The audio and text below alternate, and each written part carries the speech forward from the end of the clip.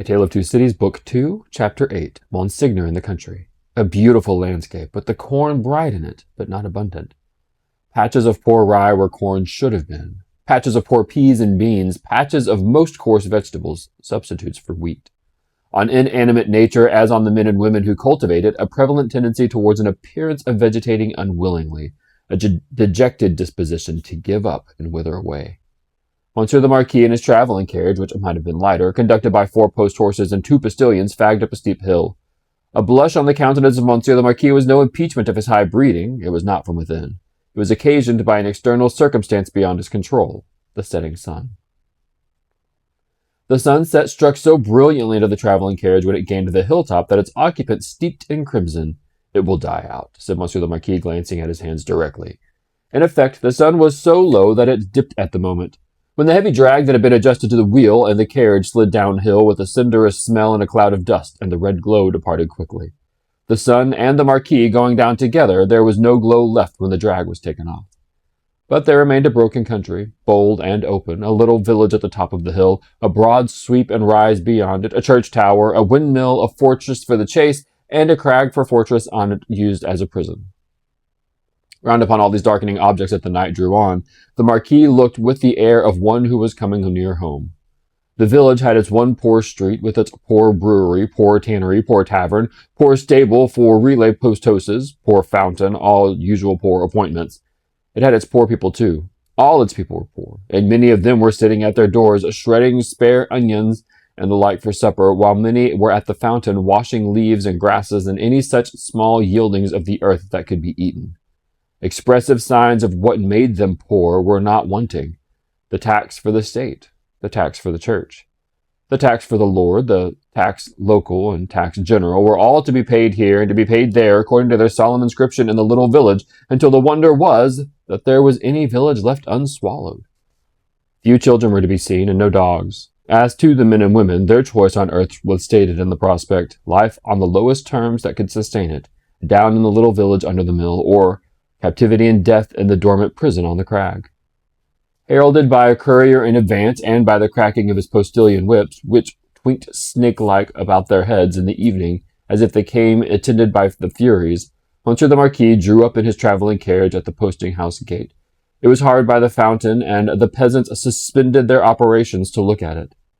He looked at them, and they saw in them, without knowing it, the slow, sure filing down of misery-worn face and figure, that was to make the meagreness of Frenchman and English superstition which should survive the truth through the best part of 100 years.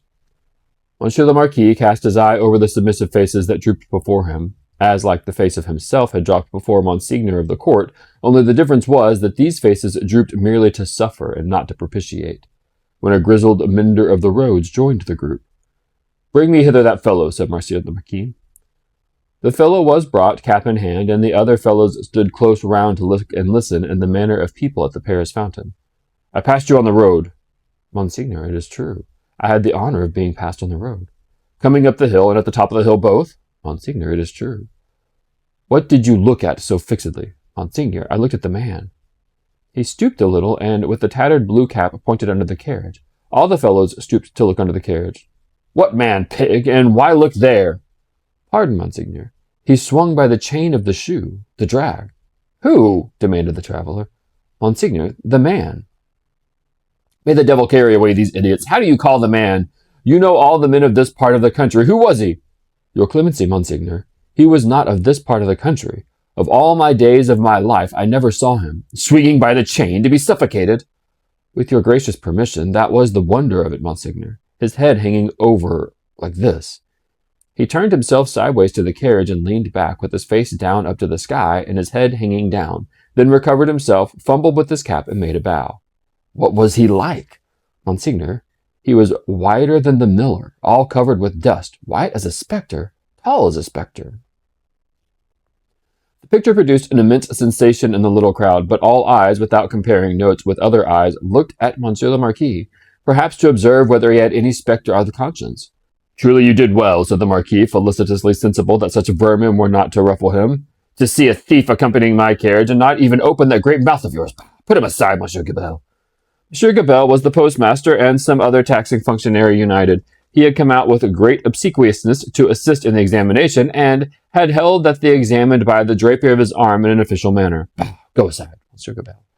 Lay hands on the stranger if he seeks to lodge in your village tonight, and be sure that his business is honest, Gabelle. Monsignor, I am flattered to devote myself to your orders. Did he run away, fellow? Where is that accursed? The accursed was already under the carriage with some half-dozen particular friends, pointing out the chain with his blue cap. Some half-dozen other particular friends promptly hauled him out, and presented him breathless to Monsieur the Marquis. Did the man run away, dolt, when he stopped for the drag? Monsignor, he precipitated himself over the hillside head first as a person plunges into the river. See to it, Gabelle. Go on. The half-dozen who were peering at the chain were still among the wheels like sheep. The wheels turned so suddenly that they were lucky to save their skins and bones. They had very little else to save, or they might not have been so fortunate. The burst with which the carriage started out of the village and up the rise beyond was soon checked by the steepness of the hill. Gradually it subsided to a foot-pace, swinging and lumbering upward among the many sweet scents of a summer night. The postilions, with 1,000 gossamer gnats circling about them in lieu of the furies, quietly mended the points to the lashes of their whips. The valet walked by the horses. The courier was audible, trotting on ahead of them into the dim distance. At the steepest point of the hill there was a little barrier ground with a cross and a new large figure of our Saviour on it. It was a poor figure in wood, done by some inexperienced rustic carver, but he had studied the figure from the life, his own life maybe, for it was dreadfully spare and thin. To this distressful emblem of a great distress that had long been growing worse, it was not of its worst, a woman was kneeling.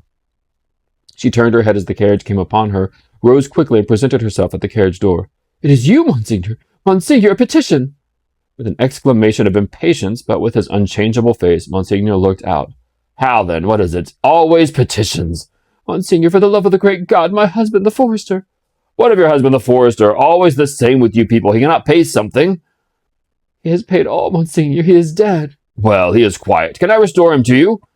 Alas, no, Monsignor, but he lies under yonder, under a great heap of poor grass. Well, Monsignor, there are so many little heaps of poor grass. Again, well. She looked an old woman, but was young. Her manner was one of passionate grief. By turns, she clasped her veinous and knotted hands together with wild energy and laid one of them on the carriage door, tenderly caressing it as if it had been a human breast and could be expected to feel the appealing touch. Monsignor, hear me. Monsignor, hear my petition. My husband died of want. So many die of want. So many more will die of want. Again, well, can I feed them? Monsignor, the good God knows, but I don't ask it. My petition is that a morsel of stone or wood with my husband's name may be placed over him to show where he lies. Otherwise, the place will be quickly forgotten. It will never be found when I am dead of the same malady. I shall be laid under some other heap of poor grass. Monsignor, there are so many increases so fast. There is so much want. Monsignor, Monsignor. The valet had put her away from the door. The carriage had broken into a brisk trot. The postilions had quickened the pace. She was left far behind, and Monsignor, then, again escorted by the Furies, was rapidly diminishing the league of the two distance that remained between him and his chateau. The sweet scents of the summer night rose all around him, and rose as the rain falls impartially on the dusty, ragged, and toil-worn group at the fountain not far away, to whom the mender of roads, with the aid of the blue cap without which he was nothing, still enlarged upon this man like a spectre, as long as they could bear it. By degrees, as they could bear no more, they dropped off one by one, and lights twinkled in the casements, which lights, as the casements darkened, and more stars came out, seemed to have shot up into the sky instead of having been extinguished. The shadow of large high-roofed houses and of many overhanging trees was upon Monsieur le Marquis by that time, and the shadow was exchanged for the light of a flambeau as his carriage stopped and the great door of his chateau was opened to him. Monsieur Charles, whom I expect, is he arrived from England? Monsignor, not yet. Okay, this is a great twist at the end of a very tragic-sounding chapter. So we end this chapter with finding out that Charles is supposed to be arriving, and the only Charles we know so far in this book is Charles Darnay. So why would Charles Darnay be visiting Monsieur le Marquis, who is so clearly described as a despicable, wealthy person? One of the major themes in this book, of course, is the rich get richer and the poor get poorer. And so we see Monsieur le Marquis as he is traveling through a very, very, very poor part of town. The descriptions of the wheat and the lack of wheat and the poor vegetation being symbolic or analogous of the people that live there and toil there, the long list of taxes. Then we hear this kind of comment about clearly there was someone hanging under the carriage, and that Monsieur the Marquis doesn't seem to take too much stock in this, but he's curious about it. And who is this man who has been following the carriage and observing it? And how has this man stayed up to pace with the carriage? I think is an interesting question.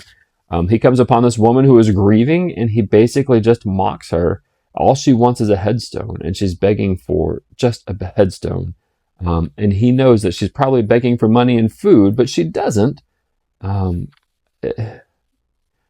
in this part of the book, we are getting a lot of tension built up so that later on, whenever we reach a climax and we can see that the tension has risen to a breaking point, it is all justified.